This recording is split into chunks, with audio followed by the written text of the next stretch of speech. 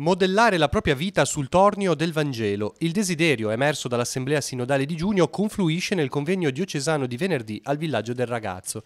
All'inizio di un nuovo anno pastorale, la Chiesa chiavarese riparte dall'indicazione del Vescovo espressa dopo il lavoro dei tavoli: iniziare un percorso di formazione e di conoscenza approfondita del Vangelo per dare una forma buona alla vita. Si è deciso di scegliere questo taglio per il convegno di quest'anno, cioè quello di metterci in ascolto del Vangelo di Luca, che sarà il Vangelo che ascolteremo nelle liturgie domenicali l'anno prossimo, e poter a partire da questo ascolto poi avviare anche un percorso di riflessione e di conoscenza del Vangelo nei diversi ambiti della diocesi. Il desiderio dunque di mettere al centro l'ascolto del Vangelo attraverso 3 azioni: la conoscenza appunto, la meditazione e la condivisione della parola, un lavoro che proseguirà anche dopo il convegno diocesano.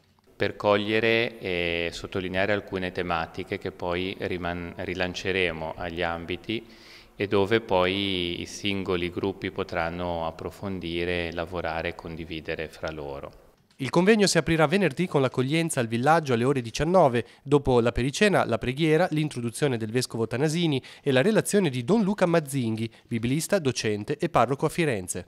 Ci aiuterà Don Luca su 2 versanti. Uno è quello che dicevo, cogliere come l'ascolto del Vangelo ci pone in un cammino di conversione della vita.